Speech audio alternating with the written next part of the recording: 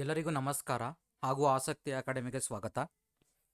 ಇವತ್ತು ನಾವು ಎರಡು ವಿಚಾರಗಳ ಬಗ್ಗೆ ಡಿಸ್ಕಷನ್ ಮಾಡೋಣ. ಮೊದಲನೇದಾಗಿ ಇವತ್ತು ಬಂದಿರುವಂಥ ಲೇಟೆಸ್ಟ್ ಅಪ್ಡೇಟನ್ನು ನೋಡೋಣ. ಎರಡನೇದಾಗಿ ನೀವು ಯಾವ ಚಾಯ್ಸನ್ನು ಸೆಲೆಕ್ಟ್ ಮಾಡ್ಕೋಬೇಕು ಅನ್ನೋದನ್ನು ಡೀಟೇಲ್ ಆಗಿ ಡಿಸ್ಕಷನ್ ಮಾಡೋಣ.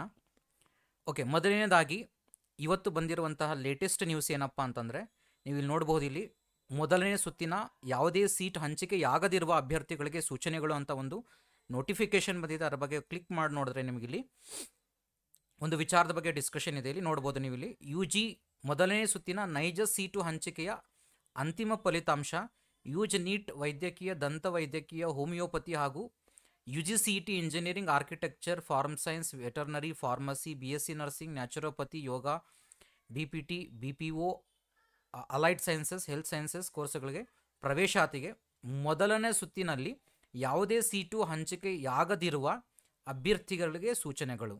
ಅಂದರೆ ಯಾವುದೇ ಆಪ್ಷನ್ ಫಸ್ಟ್ ರೌಂಡಲ್ಲಿ ಯಾವುದೇ ಸೀಟ್ ಅಲಾಟ್ ಆಗದೇ ಇರುವಂತಹ ಸ್ಟೂಡೆಂಟ್ಸ್ಗಳಿಗೆ ಒಂದು ಸೂಚನೆ ಇದು.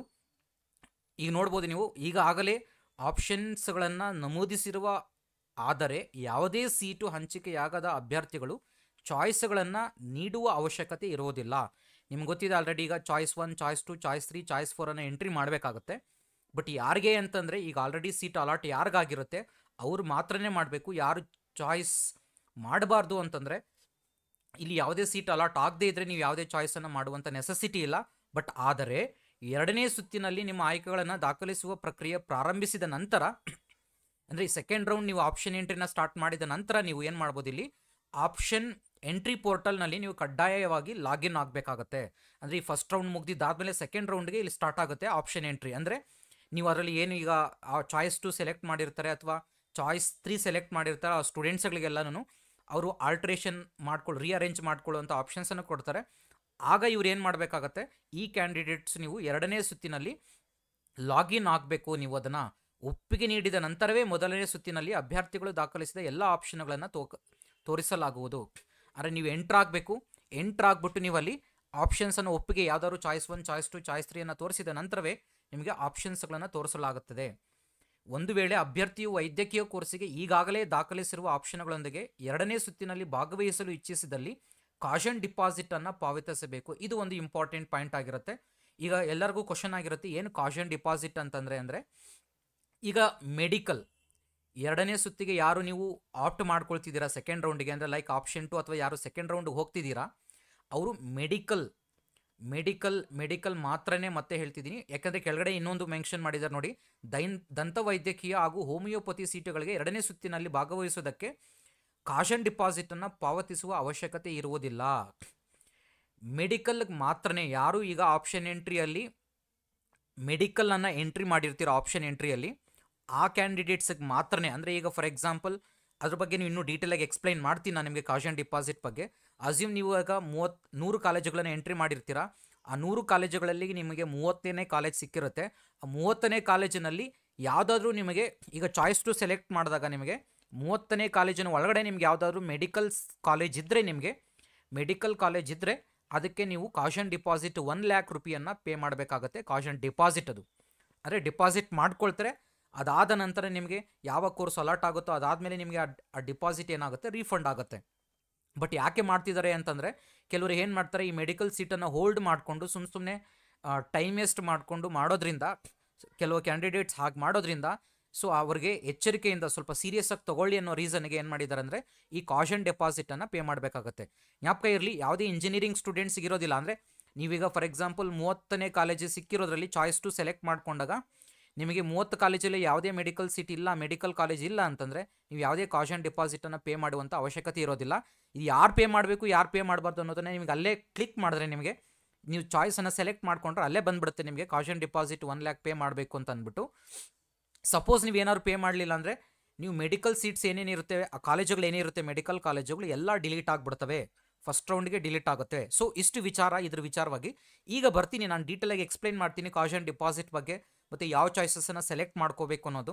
ಈಗ ಇಷ್ಟ ಆಯಿತು, ಇವತ್ತಿನ ಲೇಟೆಸ್ಟ್ ನ್ಯೂಸ್ ಆಯಿತು ಇವತ್ತು. ನೆಕ್ಸ್ಟ್ ಇನ್ನೊಂದು ವಿಚಾರಕ್ಕೆ ಬರೋಣ ನಾವಿಲ್ಲಿ, ಚಾಯ್ಸಸ್. ಈಗ ಎಲ್ಲರಿಗೂ ಕನ್ಫ್ಯೂಷನ್ ಇದ್ದೇ ಇರುತ್ತೆ. ಈಗ ಯಾವುದು ಚಾಯ್ಸ್ 1 ನಿಮಗೆ ಸ್ವಲ್ಪ ಲಾಸ್ಟ್ ಇಯರ್ಗೆ ಈ ವರ್ಷಕ್ಕೆ ಸ್ವಲ್ಪ ಚೇಂಜಸ್ ಆಗಿದೆ. ಸ್ವಲ್ಪ ಮನಸ್ಸಿನಲ್ಲಿ ಇರಲಿ, ನಿಮಗೆ ಮೈಂಡಿನಲ್ಲಿ ಇರಲಿ ಇದು. ಯಾಕೆ ಅಂದರೆ ಇದ್ರ ಬಗ್ಗೆ ತಿಳ್ಕೊಳ್ದೆ ಯಾವುದೇ ಚಾಯ್ಸಸ್ಸನ್ನು ಸೆಲೆಕ್ಟ್ ಮಾಡ್ಕೊಳಕ್ಕೆ ಹೋಗ್ಬಿಡಿ. ಯಾಕಂದರೆ ಒಂದ್ಸರಿ ಸೆಲೆಕ್ಟ್ ಮಾಡಿದ್ರೆ ನಿಮಗೆ ಯಾವುದೇ ಆಪ್ಷನ್ ಇರೋದಿಲ್ಲ ಇಲ್ಲಿ ಮತ್ತೆ ರೀಚೇಂಜ್ ಮಾಡೋದಕ್ಕೆ. ಇದು ಮೈಂಡಲ್ಲಿರಲಿ, ಅರ್ಥ ಮಾಡ್ಕೊಳ್ಳಿ. ಮತ್ತೆ ಮತ್ತೆ ಹೇಳ್ತಿದ್ದೀನಿ, ಯಾಕಂದರೆ ನೀವು ಸರ್ ನಾನು ತಪ್ಪು ಮಾಡಿಬಿಟ್ಟೆ ಮತ್ತೆ ಇನ್ನೊಂದ್ಸರಿ ಚೇಂಜ್ ಮಾಡ್ಕೊಳ್ತೀನಿ ಅನ್ನುವಂಥ ಆಪ್ಷನ್ ಇಲ್ಲ. ಓಕೆ, ಫಸ್ಟ್ ಬರೋಣ. ಚಾಯ್ಸ್ 1 ನೀವು ಯಾವಾಗ ಚೂಸ್ ಮಾಡಬೇಕು? ಚಾಯ್ಸ್ 1 ಅಂತಂದರೆ ಮೈಂಡಲ್ಲಿರಲಿ, ನಿಮಗೆ ಈಗ ಅಲಾಟ್ ಆಗಿರುವಂಥ ಸೀಟು ನನಗೆ ತೃಪ್ತಿಕರವಾಗಿದೆ, I am happy with that college, ನನಗೆ ಅದೇ ಕಾಲೇಜ್ ಸಾಕು ಅಂತಂದ್ಬಿಟ್ಟು ನೀವೇನು ಮಾಡ್ತೀರಾ? ಚಾಯ್ಸ್ 1 ಕ್ಲಿಕ್ ಮಾಡಿದ್ರೆ ಅದಕ್ಕೆ ಅಡ್ಮಿಷನ್ ಪ್ರೊಸೀಜರ್ ಸ್ಟಾರ್ಟ್ ಆಗುತ್ತೆ. ನಿಮಗೆ ನಂಗೆ ಅದೇ ಕಾಲೇಜಲ್ಲಿ ಅಡ್ಮಿಷನ್ ಆಗ್ತಾ ಇದ್ದೀನಿ, ನನಗೆ ಯಾವುದು ಸಿಕ್ಕಿದೆಯೋ ಆ ಕಾಲೇಜೇ ನನಗೆ ಹ್ಯಾಪಿ ಇದೆ ಅಂತ ಅನ್ನುವಂಥ ಸ್ಟೂಡೆಂಟ್ಸು ಚಾಯ್ಸ್ 1 ಸೆಲೆಕ್ಟ್ ಮಾಡಿ ಕ್ಲಿಕ್ ಮಾಡಿದ್ರೆ ಅಲ್ಲಿ ನಿಮಗೆ ಚಲನ್ ಜನ್ರೇಟ್ ಆಗುತ್ತೆ, ಫೀಸ್ ಚಲನ್ ಜನ್ರೇಟ್ ಆಗುತ್ತೆ. ಫೀಸ್ ಚಲನ್ ಯಾವ ಥರ ಜನ್ರೇಟ್ ಆಗುತ್ತೆ ಅದನ್ನು ಸಹ ನೋಡಿಸಿದ್ದೀನಿ, ನಿಮಗೆ ನೋಡ್ಬೋದು ಹೊರಗಡೆ. ಆ ಚಲನ್ ಜನ್ರೇಟ್ ಆದಮೇಲೆ ನಿಮಗೆ ಫೀಸ್ ಎಷ್ಟು ಪೇ ಮಾಡಬೇಕು ಅನ್ನೋದು ನಿಮಗೆ ಫೀಸ್ ರೆಸಿಪ್ಟಲ್ಲೇ ಇರುತ್ತೆ.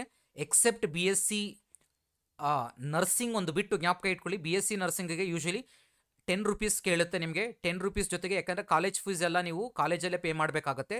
ಓನ್ಲಿ BSc ನರ್ಸಿಂಗ್ ಬಿಟ್ಟು 10 ರೂಪೀಸ್ ತೋರಿಸುತ್ತೆ.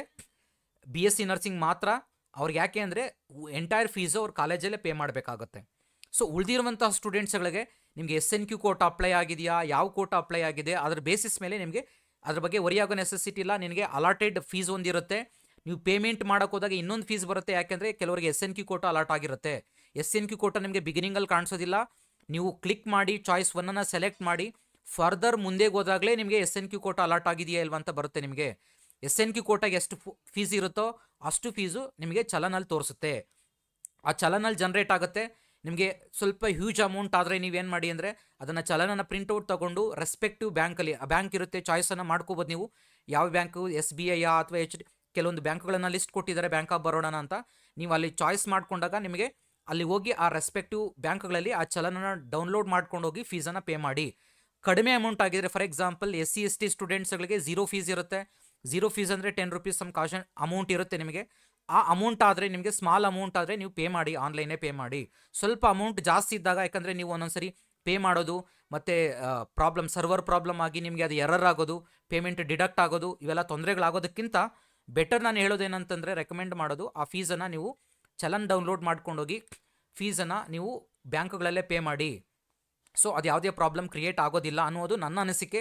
ನೀವು ಆನ್ಲೈನಲ್ಲಿ ಪೇ ಮಾಡ್ತೀನಿ ಅಂದರೂ ಮಾಡುವಂಥ ಆಪ್ಷನ್ ಇದೆ. ಬಟ್ ಸೊ ಈ ಥರ ಒಂದು ಆಪ್ಷನ್ ಇದೆ, ನೀವು ನೋಡ್ಕೋಬೋದು. ಅದಾದ ನಂತರ ನಿಮ್ಮದು ಫೀಸ್ ಪೇಮೆಂಟ್ ಮಾಡಿದಾದಮೇಲೆ ನಿಮಗೆ ಕನ್ಫರ್ಮೇಷನ್ ಸ್ಲಿಪ್ಪು ಡೌನ್ಲೋಡ್ ಆಗುತ್ತೆ.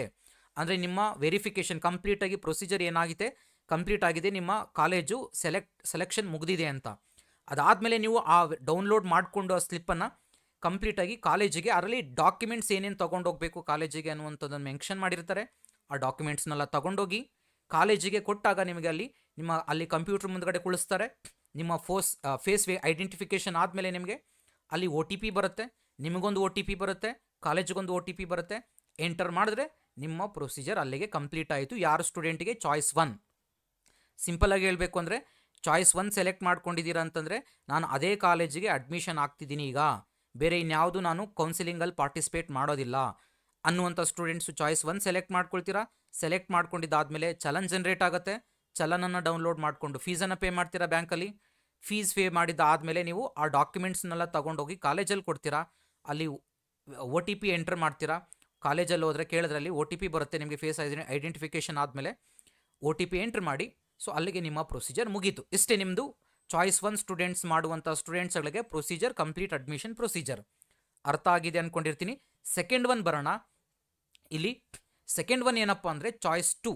ಚಾಯ್ಸ್ 2ನಲ್ಲಿ ಏನಪ್ಪ ಅಂದರೆ ಸ್ವಲ್ಪ ನೀವು ಯೋಚನೆ ಮಾಡಬೇಕಾದಂಥದ್ದು. ಚಾಯ್ಸ್ 2 ನಿಮಗೆ ಕೆಲವರಿಗೆ ಲಾಸ್ಟ್ ಇಯರ್ ಇದ್ದಿದ್ದಂಥ ಪ್ರೊಸೀಜರ್ ಬೇರೆ, ಈ ವರ್ಷ ಇರುವಂಥ ಪ್ರೊಸೀಜರ್ ಬೇರೆ. ಗಮನವಿಟ್ಟು ಕೇಳಿಸ್ಕೊಳ್ಳಿ, ದಯವಿಟ್ಟು ಎಲ್ಲರಿಗೂ ಹೇಳುವಂಥದ್ದು. ಚಾಯ್ಸ್ 2ನಲ್ಲಿ ಈಗ ಅಸ್ಯೂಮ್ ನೀವು 100 ಕಾಲೇಜುಗಳನ್ನು ಆಪ್ಷನ್ ಎಂಟ್ರಿ ಮಾಡಿರ್ತೀರಾ. 100 ಕಾಲೇಜುಗಳನ್ನು ಆಪ್ಷನ್ ಎಂಟ್ರಿ ಮಾಡಿರ್ತೀರಾ. ಅದರಲ್ಲಿ ನಿಮಗೆ 40ನೇ ಕಾಲೇಜು ಸೀಟ್ ಸಿಕ್ಕಿರುತ್ತೆ. ಸೀಟ್ ಸಿಕ್ಕಿದಾಗ ನಿಮಗೇನಾಗಿರುತ್ತೆ, ಓಕೆ ಈ ಕಾಲೇಜು ಪರವಾಗಿಲ್ಲ, ಬಟ್ ಸೆಕೆಂಡ್ ರೌಂಡ್ಗೆ ವೆಯ್ಟ್ ಮಾಡ್ತೀನಿ, ಈ ಕಾಲೇಜನ್ನು ಹೋಲ್ಡ್ ಮಾಡಿ ಸೆಕೆಂಡ್ ರೌಂಡ್ಗೆ ಹೋಗ್ತೀನಿ. ಹೋಲ್ಡ್ ಮಾಡಿ ಅನ್ನೋದಕ್ಕೂ ಒಂದು ರೀಸನ್ ಇದೆ, ಹೇಳ್ತೀನಿ ಮತ್ತೆ ಅದಕ್ಕೆ. ಹೋಲ್ಡ್ ಮಾಡಿ ಸೆಕೆಂಡ್ ರೌಂಡಲ್ಲಿ ನೋಡ್ತೀನಿ ಒಳ್ಳೆ ಕಾಲೇಜ್, ಅದಕ್ಕಿಂತೂ ಒಳ್ಳೆ ಕಾಲೇಜ್ ಅಂದರೆ ಏನು? ನಿಮ್ಮ ಮೈಂಡಲ್ಲಿರುವಂತಹ ಒಳ್ಳೆ ಕಾಲೇಜ್ ಅಲ್ಲ, ನೀವು ಆಪ್ಷನ್ ಎಂಟ್ರಿ ಮಾಡಿರುವಂತಹ ಕಾಲೇಜುಗಳಲ್ಲಿ ಒಳ್ಳೆಯದು ಅಂತಂದರೆ, ಈಗ ನಿಮಗೆ 100 ಕಾಲೇಜುಗಳನ್ನು ಆಪ್ಷನ್ ಎಂಟ್ರಿ ಮಾಡಿರ್ತೀರಾ. ಅದರಲ್ಲಿ ನಿಮಗೆ 40ನೇ ಕಾಲೇಜು ಸೀಟ್ ಅಲಾಟ್ ಆಗಿರುತ್ತೆ. ಈಗ 40ನೇ ಕಾಲೇಜು ಸೀಟ್ ಅಲಾಟ್ ಆಗಿರುತ್ತೆ. ಅದಕ್ಕಿಂತ ಒಳ್ಳೆಯದು ಅಂತಂದರೆ ಉಳಿದಿರುವಂತಹ 39 ಕಾಲೇಜುಗಳು ಒಳ್ಳೆಯವು ಅನ್ನೋದು ಅರ್ಥ. ನಿಮ್ಮ ಮೈಂಡಲ್ಲಿ ಇರುವಂಥದ್ದಲ್ಲ. ನಿಮ್ಮ ಆಪ್ಷನ್ ಎಂಟ್ರಿಯಲ್ಲಿ ಈಗ 40ನೇ ಕಾಲೇಜ್ ಅಲಾಟ್ ಆಗಿದೆ ಅಂದರೆ ಉಳಿದಿರುವಂಥ 39 ಕಾಲೇಜು ಒಳ್ಳೆಯ ಕಾಲೇಜುಗಳು. ಆ ಕಾಲೇಜು ಸಿಗಬಹುದಾ ಸೆಕೆಂಡ್ ರೌಂಡಲ್ಲಿ ಅನ್ನುವಂತಹ ಸ್ಟೂಡೆಂಟ್ಸ್ ಮಾತ್ರನೇ ಚಾಯ್ಸ್ 2ನ ಸೆಲೆಕ್ಟ್ ಮಾಡ್ಕೊಳ್ಳಿ. ಮತ್ತು ಇನ್ನೊಂದು ಜ್ಞಾಪಕ ಇಟ್ಕೊಳ್ಳಿ, ನೀವು ಇದನ್ನು ಹೋಲ್ಡ್ ಮಾಡಿದ ಮಾತ್ರಕ್ಕೆ ಇದು ಸೆಕೆಂಡ್ ರೌಂಡಲ್ಲಿ ನಿಮಗೆ ಸಿಗಬಹುದು, ಸಿಗದೇ ಇರ್ಬೋದು. ನೀವು ಹೋಲ್ಡ್ ಮಾಡುವಂಥ ಕಾಲೇಜು ಅಸ್ಯೂಮ್ ಈಗ ಯಾವುದೋ ಒಂದು ಕಾಲೇಜ್ ಸಿಕ್ಕಿದೆ ಅಂದ್ಕೊಳ್ಳಿ, ಕಾಲೇಜ್ ಎಕ್ಸ್ ಅಂತ ಅಂದ್ಕೊಳ್ಳಿ. ಓಕೆ, ಒಂದು ಎಕ್ಸಾಂಪಲೇ ತಗೋಬೋಣ. UVC ಸಿಕ್ಕಿದೆ ಅಂತ ಅಂದ್ಕೊಳ್ಳಿ. ನೀವು UVC ಸಿಕ್ಕಿರುತ್ತೆ ನಿಮ್ಮದು 40ನೇ ಆಪ್ಷನ್ನಲ್ಲಿ. ಉಳಿದಿರುವಂತಹ 39 ಆಪ್ಷನ್ಗಳನ್ನು ಎಂಟ್ರಿ ಮಾಡ್ಕೊಂಡಿರ್ತೀರ. UVC ಕಂಪ್ಯೂಟರ್ ಸೈನ್ಸ್ ಸಿಕ್ಕಿರುತ್ತೆ ಅಂದ್ಕೊಳ್ಳಿ. ನೀವೇನು ಮಾಡಿರ್ತೀರ, ಇಲ್ಲ ನನಗೆ ಅದಕ್ಕೆ ಮುಂಚೆ ಏನು ಮಾಡಿರ್ತೀರಾ, RV ಕಾಲೇಜ್ ಎಂಟ್ರಿ ಮಾಡ್ಕೊಂಡಿರ್ತೀರಾ, PES ಕಾಲೇಜನ್ನು ಎಂಟ್ರಿ ಮಾಡ್ಕೊಂಡಿರ್ತೀರಾ, ರಾಮಯ್ಯನ ಎಂಟ್ರಿ ಮಾಡ್ಕೊಂಡಿರ್ತೀರಾ, ಎಲ್ಲ ಬ್ರಾಂಚಸ್ ಎಂಟ್ರಿ ಮಾಡ್ಕೊಂಡಿರ್ತೀರಾ ಅಂತ ಅಂದ್ಕೊಳ್ಳಿ. ಈಗ ನಿಮಗೇನು ಅನಿಸುತ್ತೆ, UVC ಸಿಕ್ಕಿದೆ, ಸೆಕೆಂಡ್ ರೌಂಡಲ್ಲಿ ನೋಡೋಣ, ನನಗೆ ಅದಕ್ಕಿಂತ ಚೆನ್ನಾಗಿರುವಂಥ ಮೇ ಬಿ ನನಗೆ ಒಳ್ಳೆ ಕಾಲೇಜ್ ಸಿಗ್ಬೋದು, PES ಸಿಗ್ಬೋದು, ಅಥವಾ ನನಗೆ RV ಕಾಲೇಜಸ್ ಸಿಗ್ಬೋದು ಅನ್ನೋವಂಥ ನಿಮ್ಮ ಎಕ್ಸ್ಪೆಕ್ಟೇಷನ್ ಇರುತ್ತೆ. ಸೊ ನೋಡೋಣ, ಇದನ್ನು ಹೋಲ್ಡ್ ಮಾಡಿ. ಹೋಲ್ಡ್ ಮಾಡುವುದು ಅಂತಂದ್ರೆ ಅರ್ಥ ಮಾಡ್ಕೊಳ್ಳಿ. ಹೋಲ್ಡ್ ಮಾಡೋದು ಅಂತಂದರೆ ಅದು ನಿಮಗೆ ಸೆಕೆಂಡ್ ರೌಂಡಿಗೆ ಬಂದಾಗ ಉಳಿದಿರುವಂಥ ಎಲ್ಲ ಕಾಲೇಜುಗಳು ಡಿಲೀಟ್ ಆಗ್ತವೆ. ಉಳಿದವು ಎಲ್ಲ ಕಾಲೇಜು ಅಂತಂದರೆ ಅಸ್ಯೂಮ್ ನಿಮಗೆ 40ನೇ ಕಾಲೇಜ್ ಅಲಾಟ್ ಆಗಿರುವಂಥದ್ದು. ಈಗ ಫಸ್ಟ್ ರೌಂಡಿನಲ್ಲಿ ಉಳಿದಿರುವಂಥ ಯಾವುದೇ ಆಪ್ಷನ್ ಎಂಟ್ರಿಗಳು 40ರ ಮೇಲೆ ಏನೇನೆಲ್ಲ ಆಪ್ಷನ್ ಎಂಟ್ರಿ ಮಾಡಿದ್ರೆ ಎಲ್ಲನೂ ಡಿಲೀಟ್ ಆಗುತ್ತೆ. ಸೆಕೆಂಡ್ ರೌಂಡಿಗೆ ಬಂದಾಗ ಚಾಯ್ಸ್ 2 ಸೆಲೆಕ್ಟ್ ಮಾಡಿದ್ರೆ ಓನ್ಲಿ 40 ಕಾಲೇಜುಗಳು ಮಾತ್ರ ಇರುತ್ತೆ ನಿಮಗೆ. ಆ 40ರಲ್ಲಿ ನಿಮಗೆ ಸೆಕೆಂಡ್ ರೌಂಡಿಗೆ ಹೋಗೋದಕ್ಕೆ ಮುಂಚೆ ನೀವು ಆರ್ಡರನ್ನು ಮಾಡ್ಕುವಂತಹ ಚಾಯ್ಸಸ್ ಇರುತ್ತೆ, ನಿಮಗೆ ಆಪ್ಷನ್ ಇರುತ್ತೆ. ಬಟ್ ಜ್ಞಾಪಕ ಇಟ್ಕೊಳ್ಳಿ, ಈಗ ನೀವು ಹೋಲ್ಡ್ ಮಾಡ್ತೀರಾ. ಈಗ UVC ಕಾಲೇಜನ್ನು ಹೋಲ್ಡ್ ಮಾಡಿದ್ದೀರಾ, 40ನೇ ಆಪ್ಷನಲ್ಲಿ ಸಿಕ್ಕಿರುವಂಥದ್ದು. ಸೆಕೆಂಡ್ ರೌಂಡಿಗೆ ಬಂದಾಗ ಈಗ 39 ಕಾಲೇಜ್ ಏನಿದ್ದಾವೆ ಅದು ಯಾವುದ್ರಲ್ಲಾದರೂ ಕಾಲೇಜ್ ಅಲಾಟ್ ಆದರೆ ಅದಕ್ಕೆ ಕಂಪಲ್ಸರಿಯಾಗಿ ಹೋಗಲೇಬೇಕು ನೀವು. ಮತ್ತು UVC ಕಾಲೇಜ್ ಸಿಗೋದಿಲ್ಲ ನಿಮಗೆ. ಜ್ಞಾಪಕ ಇಟ್ಕೊ, ಯಾವಾಗ UVC ಕಾಲೇಜ್ ಕೊಡ್ತಾನೆ ಅಂತಂದರೆ ನಿಮಗೆ 39ರಲ್ಲಿ ಯಾವ ಕಾಲೇಜು ಸಿಗಲಿಲ್ಲ ಸೆಕೆಂಡ್ ರೌಂಡಲ್ಲಿ ಅಂತಂದರೆ ನಿಮಗೆ ಮತ್ತೆ ಫಸ್ಟ್ ರೌಂಡಲ್ಲಿ ಸಿಕ್ಕಿರುವಂಥ ಕಾಲೇಜು UVC ಕಾಲೇಜೇ ಕೊಡ್ತಾನೆ. ಇದನ್ನು ಅರ್ಥ ಮಾಡ್ಕೊಳ್ಳಿ. ನಿಮಗೆ ಸೆಕೆಂಡ್ ರೌಂಡು ಸ್ವಲ್ಪ ಕೆಲವರಿಗೆ ರಾಂಗ್ ಪರ್ಸೆಪ್ಷನ್ ಇದೆ. ಯಾಕಂದರೆ ಲಾಸ್ಟ್ ಇಯರ್ಗೂ ಈ ವರ್ಷ ಸ್ವಲ್ಪ ಚೇಂಜ್ ಮಾಡಿದ್ದಾರೆ ಇದು ಪ್ರೊಸೀಜರಲ್ಲಿ. ನಿಮಗೆ 40ನೇ ಕಾಲೇಜು ನಿಮಗೆ ಅಲಾಟ್ ಆಗಿದೆ, ಬಟ್ 39ರಲ್ಲಿ ಯಾವುದು ಬೆಸ್ಟ್ ನಿಮಗೆ ಬೇಕಾದ್ರೆ ಅದರಲ್ಲೂ ಡಿಲೀಟ್ ಮಾಡ್ಕೊಳ್ಳುವಂಥ ಆಪ್ಷನ್ ಕೊಡ್ತಾರೆ. ನಿಮಗೆ ಡಿಲೀಟ್ ಮಾಡ್ಕೋಬೋದು, ಬಟ್ ಹೊಸದಾಗಿ ಆ್ಯಡ್ ಮಾಡ್ಕೊಳ್ಳುವಂಥ ಆಪ್ಷನ್ಸ್ ಇರಲ್ಲ. ರೀಅರೇಂಜನ್ನು ಮಾಡ್ಕೋಬೋದು, ಡಿಲೀಟನ್ನು ಮಾಡ್ಕೋಬೋದು. ಸೊ ಆ 39 ಕಾಲೇಜುಗಳಲ್ಲಿ ನಿಮಗೆ ಯಾವ ಕಾಲೇಜು ಇದಕ್ಕಿಂತ ಅಲಾಟ್ ಆದರೆ ಸೆಕೆಂಡ್ ರೌಂಡಲ್ಲಿ ಸಿಕ್ಕರೆ ಆ ಕಾಲೇಜಿಗೆ ನೀವು ಅಡ್ಮಿಷನ್ ಆಗಲೇಬೇಕು ಕಂಪಲ್ಸರಿಯಾಗಿ. ಸಪೋಸ್ ಆ ಕಾಲೇಜ್ ನಿಮಗೆ ಕಂಪ್ಲೀಟಾಗಿ ನಿಮಗೆ ಹ್ಯಾಪಿ ಇದ್ದರೂ ಅಷ್ಟೇ, ಹ್ಯಾಪಿ ಇಲ್ಲ ಅಂದರೂ ಆ ಕಾಲೇಜಿಗೆ ಹೋಗಲೇಬೇಕಾಗತ್ತೆ. ಅದಕ್ಕಿಂತ ಬೆಟರ್ ಕಾಲೇಜ್ ಅಂತ ನೀವು ಸೆಲೆಕ್ಟ್ ಮಾಡಿರುವಂಥದ್ದು. ಅದು ಯಾಕಂದರೆ ನೀವೇ ಹೇಳಿದ್ದೀರಾ ಅದಕ್ಕಿಂತ ನನಗೆ ಬೆಟರ್ ಕಾಲೇಜ್ ಬೇಕು ಅಂದ್ಬಿಟ್ಟೆ ಆಪ್ಷನ್ 2 ಸೆಲೆಕ್ಟ್ ಮಾಡ್ಕೊತಿರೋದು. ಸಪೋಸ್ 39 ಕಾಲೇಜಲ್ಲಿ ಸೆಕೆಂಡ್ ರೌಂಡಲ್ಲಿ ಯಾವುದೂ ಸೀಟ್ ಅಲಾಟ್ ಆಗಲಿಲ್ಲ ಅಂದರೆ ನೀವು ಏನು ಹೋಲ್ಡ್ ಮಾಡಿರ್ತೀರ UVC ಕಾಲೇಜೇ ಕೊಡ್ತಾರೆ. ಇದು ಕ್ರೈಟೀರಿಯಾ ಮೈಂಡಲ್ಲಿ ಇಟ್ಕೊಳ್ಳಿ. ನಿಮಗೆ 2 ಕಾಲೇಜು ಸೆಕೆಂಡ್ ರೌಂಡಲ್ಲಿ ಅಲಾಟ್ ಆಗೋದಿಲ್ಲ. ಐದರ್ UVC ಅದಕ್ಕಿಂತ ಬೆಟರ್ ಕಾಲೇಜ್ ಸಿಕ್ಕರೆ ಕೊಡ್ತಾರೆ. ಬೆಟರ್ ಕಾಲೇಜ್ ಸಿಗಲಿಲ್ಲ ಅಂದರೆ UVC ಸಿಕ್ಕರೆ ನಿಮ್ಗೆ ಅದೇ ಕಾಲೇಜ್ ಅಲಾಟ್ ಆಗುತ್ತೆ, ಅದೇ ಕಾಲೇಜಿಗೆ ಹೋಗಬೇಕಾಗತ್ತೆ. ಸೊ ಮೈಂಡಲ್ಲಿ ಇಟ್ಕೊಳ್ಳಿ. ಇದನ್ನು ಮೈಂಡಲ್ಲಿ ಇಟ್ಕೊಂಡು ನೀವು ಚಾಯ್ಸ್ 2 ಸೆಲೆಕ್ಟ್ ಮಾಡ್ಕೊಳ್ಳಿ. ತುಂಬ ಕೇರ್ಫುಲ್ಲಾಗಿ ಯೋಚನೆ ಮಾಡಿ ಸ್ವಲ್ಪ ಸೆಲೆಕ್ಟ್ ಮಾಡ್ಕೊಳ್ಳಿ. ಮತ್ತು ಚಾಯ್ಸ್ 3ಗೆ ಬಂದರೆ ಏನಪ್ಪ ಅಂದರೆ ಚಾಯ್ಸ್ 3ನಲ್ಲಿ ನಿಮ್ಗೆ ಅಸ್ಯೂಮ್ ಈಗ ನಾನು ಹೇಳಿರೋ ಪ್ರಕಾರವಾಗಿ 100 ಆಪ್ಷನ್ ಎಂಟ್ರಿನ ಮಾಡ್ಕೊಂಡಿರ್ತೀರಾ. 100 ಆಪ್ಷನ್ ಎಂಟ್ರಿನಲ್ಲಿ ನಿಮಗೆ 40ನೇ ಕಾಲೇಜ್ ಸಿಕ್ಕಿರುತ್ತೆ. ನಿಮಗೆ ಹ್ಯಾಪಿ ಇಲ್ಲ, ನಿಮ್ಮ ಸಂತೋಷ ಇಲ್ಲ, ನನಗೆ ಈ ಕಾಲೇಜ್ ಬೇಡ, ಬೇರೆ ಇನ್ಯಾವುದಾದ್ರು ಕಾಲೇಜ್ ನೋಡ್ತೀನಿ, ನನಗೆ ಸೆಕೆಂಡ್ ರೌಂಡ್ಗೆ ಹೋಗ್ತೀನಿ ಅನ್ನುವಂಥ ಸ್ಟೂಡೆಂಟ್ಸು ಆಗ ಏನಾಗುತ್ತೆ, ಚಾಯ್ಸ್ 3ನ ಸೆಲೆಕ್ಟ್ ಮಾಡಿದ್ರೆ ನಿಮ್ಗೆ ಏನು ಅಲಾಟ್ ಆಗಿರುತ್ತೆ ಆ ಕಾಲೇಜು ಡಿಲೀಟ್ ಆಗುತ್ತೆ. ಆ ಕಾಲೇಜ್ ಮಾತ್ರನೇ ಡಿಲೀಟ್ ಆಗುತ್ತೆ. 40ನೇ ಕಾಲೇಜ್ ಯಾವುದು ಅಲಾಟ್ ಆಗಿರುತ್ತೆ ನಿಮಗೆ ಆ ಕಾಲೇಜು ಡಿಲೀಟ್ ಆಗಿ ಉಳಿದಿರುವಂಥ 100 ಆಪ್ಷನ್ ಎಂಟ್ರಿನಲ್ಲಿ 99 ನಿಮ್ಮ ಲಿಸ್ಟಲ್ಲಿ ಹಾಗೆ ಉಳ್ಕೊಳ್ತವೆ. ನಾನು ಒಂದು ಎಕ್ಸಾಂಪಲ್ಗೆ ಹೇಳ್ತಿದ್ದೀನಿ. ನಾನು 100 ಆಪ್ಷನ್ ಎಂಟ್ರಿ ಮಾಡಿದ್ದೀನಿ. 100 ಆಪ್ಷನ್ ಎಂಟ್ರಿನಲ್ಲಿ ನನಗೆ 40ನೇ ಕಾಲೇಜ್ ಸಿಕ್ಕಿದೆ, ನನಗೆ ಆ ಕಾಲೇಜ್ ಬೇಡ ಅನ್ನುವಂಥ ಟೈಮಲ್ಲಿ ಏನಾಗುತ್ತೆ, ನೀವು ಚಾಯ್ಸ್ 3ನ ಸೆಲೆಕ್ಟ್ ಮಾಡಿದ್ರೆ ಆ 40ನೇ ಕಾಲೇಜು ರಿಮೂವ್ ಮಾಡಿ ಉಳಿದಿರುವಂಥ ಎಲ್ಲ 99 ಕಾಲೇಜುಗಳು ಲಿಸ್ಟಲ್ಲಿ ಇರ್ತವೆ. ಅದನ್ನು ಬೇಕಾದ್ರೆ ನೀವು ಸೆಕೆಂಡ್ ರೌಂಡ್ಗೆ ಹೋಗೋದಕ್ಕೆ ಮುಂಚೆ ಆರ್ಡರ್ ಮಾಡ್ಕೊಳ್ಳುವಂಥ ಆಪ್ಷನ್ಸನ್ನು ಕೊಡ್ತಾನೆ. ಆ 99ರಲ್ಲಿ ಬೇಕಾದ್ರೆ ಇನ್ನೂ ಆರ್ಡರ್ ಮಾಡ್ಕೋಬೋದು. ಅದರಲ್ಲಿ ಯಾವ್ದಾದ್ರು ಡಿಲೀಟ್ ಮಾಡ್ಕೊಳ್ಳೋಂಗಿದ್ರೆ ಮಾಡ್ಕೋಬೋದು, ಬಟ್ ಆ್ಯಡ್ ಮಾಡ್ಕೊಳ್ಳುವಂಥ ಆಪ್ಷನ್ಸ್ ಇಲ್ಲ. ಡಿಲೀಟ್ ಅಥವಾ ಆಲ್ಟರ್ ಅದರಲ್ಲೇ ಚೇಂಜಸ್ ಮಾಡ್ಕೊಳ್ಳುವಂಥ ಬೇಕಾದರೆ ಆರ್ಡರ್ ಬೇಕಾದ್ರೆ ಮಾಡ್ಕೋಬೋದು.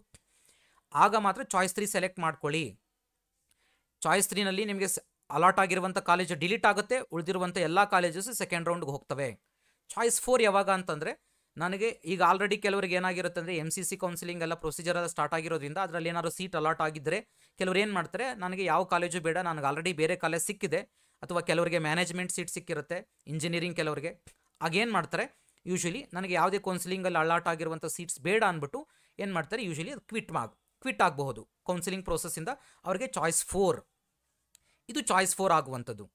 ಮತ್ತು ಚಾಯ್ಸ್ 4 ಮತ್ತು ಚಾಯ್ಸ್ 3 ಈ ಸ್ಟೂಡೆಂಟ್ಸ್ಗಳಿಗೆ ಒಂದು ಅಡ್ವಾಂಟೇಜ್ ಏನಪ್ಪ ಅಂತಂದರೆ, ಈ ಚಾಯ್ಸ್ 3 ಚಾಯ್ಸ್ 4 ಯಾರು ಸೆಲೆಕ್ಟ್ ಮಾಡಿರ್ತಾರೆ, ಈಗ ಲಾಸ್ಟ್ ಡೇಟ್ ಏನಿದೆ ಕೌನ್ಸಿಲಿಂಗ್ ಫಸ್ಟ್ ರೌಂಡಿನ ಕೌನ್ಸಿಲಿಂಗ್ ಆಪ್ಷನ್ ನೀವು ಕಂಪ್ಲೀಟಾಗಿ ಪ್ರೊಸೀಜರ್ ಮುಗಿಸ್ಕೊಳ್ಳೋದಕ್ಕೆ, ಆ ಆಪ್ಷನ್ವರೆಗೂ ನಿಮಗೆ ಯಾರು ಚಾಯ್ಸ್ 3 ಚಾಯ್ಸ್ 4 ಸೆಲೆಕ್ಟ್ ಮಾಡಿರ್ತಾರೆ ಅವರಿಗೆ ಒಂದು ಬಾರಿ ಅಥವಾ ಚಾಯ್ಸ್ 1 ಅಥವಾ ಚಾಯ್ಸ್ 2 ಸೆಲೆಕ್ಟ್ ಮಾಡ್ಕೊಳ್ಳೋಕ್ಕೆ ಒಂದು ಸರಿ ಆಪ್ಷನ್ ಇರುತ್ತೆ. ಜ್ಞಾಪಕ ಇಟ್ಕೊಳ್ಳಿ, ನೀವು ಚಾಯ್ಸ್ 1 ಚಾಯ್ಸ್ 2 ಸೆಲೆಕ್ಟ್ ಮಾಡಿದ್ರೆ ಮುಗೀತು, ಯಾವುದೇ ಆಲ್ಟ್ರೇಷನ್ ಮಾಡ್ಕೊಳ್ಳುವಂಥ ಆಪ್ಷನ್ಸನ್ನು ಕೊಡೋದಿಲ್ಲ ನಿಮಗೆ. Choice 1 choice 2 fix. But choice 3 choice 4 ಬಂದಾಗ ನಿಮಗೆ ಚಾಯ್ಸ್ 1 ಅಥವಾ ಚಾಯ್ಸ್ 2 ಸೆಲೆಕ್ಟ್ ಮಾಡ್ಕೊಳ್ಳೋಕ್ಕೆ ಲಾಸ್ಟ್ ಡೇಟ್ವರೆಗೂ, ಫಸ್ಟ್ ರೌಂಡಿನ ನಿಮ್ಗೇನು ಡೇಟ್ ಕೊಟ್ಟಿದ್ದಾರೆ ಮೆನ್ಷನ್ ಮಾಡಿದರೆ ಅಲ್ಲಿವರೆಗೂ, ಕೊನೆಯ ದಿನಾಂಕದವರೆಗೂ ನೀವು ಬೇಕಾದರೆ ವೆಯ್ಟ್ ಮಾಡಿ, ಬೇಕಾದ್ರೆ ಯೋಚನೆ ಮಾಡಿ, ಬೇಕಾದ್ರೆ ಚಾಯ್ಸ್ 1 ಚಾಯ್ಸ್ 2 ಸೆಲೆಕ್ಟ್ ಮಾಡ್ಕೋಬಹುದು. ಬಟ್ ಎರಡೂ ಚಾಯ್ಸ್ ಮಾಡ್ಕೊಳ್ಳುವಂಥ ಆಪ್ಷನ್ಸ್ ಇರೋದಿಲ್ಲ. ಮತ್ತು ಚಾಯ್ಸ್ 1 ಒಂದ್ಸರಿ ಕ್ಲಿಕ್ ಮಾಡಿ ಚಾಯ್ಸ್ 2 ಬರುವಂಥ ಆಪ್ಷನ್ ಇಲ್ಲ, ಅಥವಾ ಚಾಯ್ಸ್ 2 ಕ್ಲಿಕ್ ಮಾಡಿ ಚಾಯ್ಸ್ 1 ಸೆಲೆಕ್ಟ್ ಮಾಡ್ಕೊಳ್ಳುವಂಥ ಆಪ್ಷನ್ಸ್ ಇರೋದಿಲ್ಲ. ಸೊ ಚಾಯ್ಸ್ 1 ಚಾಯ್ಸ್ 2 ಒಂದೇ ಸರಿ ನೀವು ಸೆಲೆಕ್ಟ್ ಮಾಡ್ಕೊಳ್ಬಹುದು. ಓಕೆ, ಅರ್ಥ ಆಗಿದೆ ಅಂದ್ಕೊಳ್ತೀನಿ. ಸಪೋಸ್ ನೀವು ಯಾವುದೇ ಚಾಯ್ಸಸ್ಸನ್ನು ಸೆಲೆಕ್ಟ್ ಮಾಡಲಿಲ್ಲ ಅಂತಂದರೆ ನಿಮಗೆ ಕಂಪ್ಲೀಟಾಗಿ ಫಸ್ಟ್ ರೌಂಡ್ ಮುಗಿದಿದ್ದಾದಮೇಲೆ ನಿಮ್ಮನ್ನು ಕೌನ್ಸಿಲಿಂಗ್ ಪ್ರೋಸೆಸ್ಸಿಂದನೇ ಎಕ್ಸಿಟ್ ಮಾಡಿಬಿಡ್ತಾರೆ. ನಿಮಗೆ ಸೆಕೆಂಡ್ ರೌಂಡ್ಗೆ ಯಾವುದೇ ಆಪ್ಷನ್ಸ್ ಕೊಡೋದಿಲ್ಲ. ಯಾವ ಸ್ಟೂಡೆಂಟ್ ಆದರೂ ಆಗಿರಲಿ, ಸ್ಟ್ರಿಕ್ಟಾಗಿ KA ಡೈರೆಕ್ಟರ್ ಅವರು ಹೇಳಿದ್ದಾರೆ, ನೀವು ಯಾವುದೇ ಚಾಯ್ಸನ್ನು ಸೆಲೆಕ್ಟ್ ಐದರ್ 1 2 3 4 ಯಾವುದಾದ್ರು ಒಂದು ಸೆಲೆಕ್ಟ್ ಮಾಡಿರಬೇಕು. ಯಾವುದೂ ಸೆಲೆಕ್ಟ್ ಮಾಡಲಿಲ್ಲ ಅಂತಂದರೆ ಲಾಸ್ಟ್ ಡೇಟ್ ಒಳಗಡೆ ನಿಮ್ಮನ್ನು ಕಂಪ್ಲೀಟಾಗಿ ಕೌನ್ಸಿಲಿಂಗ್ ಪ್ರೋಸೆಸ್ಸಿಂದನೇ ರಿಮೂವ್ ಮಾಡ್ತಾರೆ. ಮತ್ತು ನೀವು ಅವ್ರಿಗೆ ಸರ್ ನಮ್ದು ಹಿಂಗಾಗ್ಬಿಟ್ಟಿದೆ ಹಾಗಾಗ್ಬಿಟ್ಟಿದೆ ಅಂತಂದರೆ ಇಲ್ಲೇನು ಮಾಡೋದಕ್ಕಾಗೋದಿಲ್ಲ. ಸೊ ಕೇರ್ಫುಲ್ಲಾಗಿ ಲಾಸ್ಟ್ ಡೇಟ್ ಒಳಗಡೆ ನೀವು ಯಾವ ಚಾಯ್ಸ್ ಬೇಕೋ ಅದನ್ನು ಸೆಲೆಕ್ಟ್ ಮಾಡ್ಕೊಳ್ಳಿ ನೀಟಾಗಿ. ಮತ್ತು ಕಾಷನ್ ಡಿಪಾಸಿಟ್ ಯಾರಿಗೆ ಮಾಡಬೇಕು ಅನ್ನೋದನ್ನು ನಾನು ಆಗಲೇ ಕ್ಲಿಯರಾಗಿ ಹೇಳಿದ್ದೀನಿ. ಕಾಷನ್ ಡಿಪಾಸಿಟ್ ಯಾರಿಗೆ ಅಂತಂದರೆ, ಈಗ ನಾನು ಹೇಳಿದೆ ಫಾರ್ ಎಕ್ಸಾಂಪಲ್ ನನಗೆ 100 ಆಪ್ಷನ್ ಎಂಟ್ರಿಯನ್ನು ಮಾಡಿದ್ದೀನಿ. 100 ಆಪ್ಷನ್ ಎಂಟ್ರಿನಲ್ಲಿ ನನಗೆ 40ನೇ ಕಾಲೇಜ್ ಯಾವುದೋ ಸಿಕ್ಕಿದೆ, ಒಂದು ಕಾಲೇಜ್ ಸಿಕ್ಕಿದೆ. ಈಗ ನಾನು ಚಾಯ್ಸ್ 2 ಸೆಲೆಕ್ಟ್ ಮಾಡ್ಕೊಂಡಿದ್ದೀನಿ. ಚಾಯ್ಸ್ 2 ಸ್ಟೂಡೆಂಟ್ಸ್ಗೆ ಮಾತ್ರ ಅಪ್ಲಿಕೇಬಲ್ ಆಗುತ್ತೆ. ಚಾಯ್ಸ್ 2 ನಾನೇನು ಸೆಲೆಕ್ಟ್ ಮಾಡ್ಕೊಂಡಿರ್ತೀನಿ ಅವ್ರ ಸ್ಟೂಡೆಂಟ್ಸ್ಗಳಿಗೆ ಆ 40 ಕಾಲೇಜುಗಳ ಒಳಗಡೆ ನನಗೇನಾದರೂ ಮೆಡಿಕಲ್ ಕಾಲೇಜ್ ಯಾವುದಾದ್ರೂ ಇದ್ದರೆ, MBBS ಸೀಟ್ ಯಾವ್ದಾದ್ರು MBBS ಕಾಲೇಜ್ ಇದ್ದರೆ ಅದಕ್ಕೆ ನಾವು ಕಾಷನ್ ಡಿಪಾಸಿಟ್ 1 ಲ್ಯಾಕನ್ನು ಪೇ ಮಾಡಬೇಕಾಗತ್ತೆ. ಯಾಕಂದರೆ ಮೆಡಿಕಲ್ಗೆ ಮಾತ್ರ ಮಾಡಿರುವಂಥದ್ದು. ಯಾಕೆಂದರೆ ಕೆಲವ್ರು ಏನು ಮಾಡ್ತಾರೆ, ಮೆಡಿಕಲ್ ಸೀಟ್ಸ್ ಇರುವಂಥದ್ದೇ ಕಡಿಮೆ, ಅದನ್ನು ಹೋಲ್ಡ್ ಮಾಡಿ ಇನ್ನೊಂದು ರೌಂಡಿಗೆ ಮಾಡಿ ಅದು ಮತ್ತೆ ಅದ್ರ ತೊಗೊಳ್ಳಲ್ಲ ಇದನ್ನು ತೊಗೊಳ್ಳಲ್ಲ, ವೇಸ್ಟ್ ಮಾಡ್ತಾರೆ ಅನ್ನೋ ರೀಸನ್ಗೆ, ಯಾರು ಇಂಟ್ರೆಸ್ಟ್ ಇದೆಯೋ ಅವ್ರು ಮಾತ್ರನೇ ಇದನ್ನು ತೊಗೊಳ್ಳಿ ಅನ್ನೋ ರೀಸನ್ಗೆ ಈ ಮಾಡಿರುವಂಥ ಸ್ಟ್ರಿಕ್ಟ್ ಆ್ಯಕ್ಷನನ್ನು ತೊಗೊಂಡಿದ್ದಾರೆ. ಸೊ ಕಾಷನ್ ಡಿಪಾಸಿಟನ್ನು ಪೇ ಮಾಡಬೇಕಾಗುತ್ತೆ. ಉಳಿದಿರುವಂಥದ್ದು ಈಗ 40 ಕಾಲೇಜುಗಳ ಲಿಸ್ಟಲ್ಲಿ ನನಗೆ 40ನೇ ಕಾಲೇಜ್ ಅಲಾಟ್ ಆಗಿದೆ, ಚಾಯ್ಸ್ 2 ಸೆಲೆಕ್ಟ್ ಮಾಡಿದ್ದೀನಿ. 40 ಕಾಲೇಜುಗಳಲ್ಲಿ ನನಗೆ ಯಾವುದು ಮೆಡಿಕಲ್ ಕಾಲೇಜ್ ಇಲ್ಲ ಅಂದರೆ ನೀವು ಯಾವುದೇ ಕಾಷನ್ ಡಿಪಾಸಿಟ್ ಪೇ ಮಾಡುವಂಥ ನೆಸೆಸಿಟಿ ಇಲ್ಲ. ಓನ್ಲಿ MBBS ಸ್ಟೂಡೆಂಟ್ಸ್ಗಳಿಗೆ ಮಾತ್ರನೇ ಯಾರು ನಿಮ್ಮ ಆಪ್ಷನ್ ಎಂಟ್ರಿ ಚಾಯ್ಸ್ 2 ಸೆಲೆಕ್ಟ್ ಮಾಡಿರ್ತೀರ ಆ ಕಾಲೇಜುಗಳ ಲಿಸ್ಟಲ್ಲಿ MBBS ಇದ್ದರೆ ನೀವು ಕಾಷನ್ ಡಿಪಾಸಿಟ್ 1 ಲ್ಯಾಕನ್ನು ಪೇ ಮಾಡಲೇಬೇಕಾಗುತ್ತೆ. ಹೋಲ್ಡ್ ಮಾಡಿ.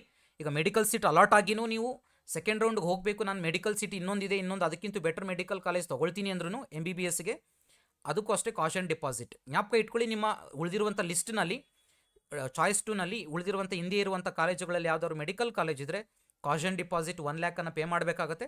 ಅದೇ ನಿಮಗೆ ಇದೇನಲ್ಲ, ನೀವು ಪೇ ಮಾಡಿದ್ದಾದಮೇಲೆ ನಿಮಗೆ ಸೆಕೆಂಡ್ ರೌಂಡ್ ಮುಗ್ದಿದ್ದಾದಮೇಲೆ ನಿಮಗೆ ನೀವು ಎಲ್ಲ ಪ್ರೊಸೀಜರ್ ಅಡ್ಮಿಷನ್ ಆದಮೇಲೆ ನಿಮ್ಗೆ ಅದೇನಿರುತ್ತೆ ರೀಫಂಡ್ ಏನಾಗಬೇಕು, ಎಷ್ಟು ಅಮೌಂಟ್ ಉಳಿದಿರುವಂಥ ಅಮೌಂಟು ಅದು ನಿಮಗೆ ರೀಫಂಡ್ ಆಗುತ್ತೆ. ಅದ್ರ ಬಗ್ಗೆ ವರಿ ಆಗೋ ನೆಸೆಸಿಟಿ ಇಲ್ಲ. ಬಟ್ ಕಾಷನ್ ಡಿಪಾಸಿಟ್ 1 ಲ್ಯಾಕನ್ನು ಪೇ ಮಾಡಬೇಕಾಗತ್ತೆ. ಓಕೆ, ಇಷ್ಟಾಯಿತು, ನಿಮ್ಗೆ ಅರ್ಥ ಆಗಿದೆ ಅಂದ್ಕೊಂಡಿರ್ತೀನಿ. ಕಾಷನ್ ಡಿಪಾಸಿಟ್ ಯಾರು ಪೇ ಮಾಡಬೇಕು, ಯಾವಾಗ choice 1 choice 2 choice 3 choice 4 select ಮಾಡ್ಕೋಬೇಕು.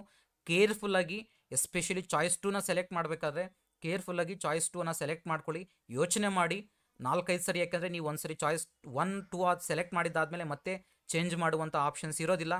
ಕೇರ್ಫುಲ್ಲಾಗಿ ಚಾಯ್ಸನ್ನು ಸೆಲೆಕ್ಟ್ ಮಾಡಿಕೊಂಡು ಒಳ್ಳೆ ಕಾಲೇಜು ಸಿಗಲಿ ಅಂತ ಎಲ್ಲರಿಗೂ ಹಾರೈಸ್ತೀನಿ. Thank you all. ಮತ್ತು ನನ್ನ ಚಾನಲನ್ನು ಯಾರು ಸಬ್ಸ್ಕ್ರೈಬ್ ಮಾಡಿಲ್ವ ಇನ್ನೂ, ದಯವಿಟ್ಟು ಸಬ್ಸ್ಕ್ರೈಬ್ ಮಾಡ್ಕೊಳ್ಳಿ. ಹಾಗೆ ಈ ವಿಡಿಯೋನ ಲೈಕ್ ಮಾಡಿ, ಎಲ್ಲರಿಗೂ ಶೇರ್ ಮಾಡಿ. Thank you all.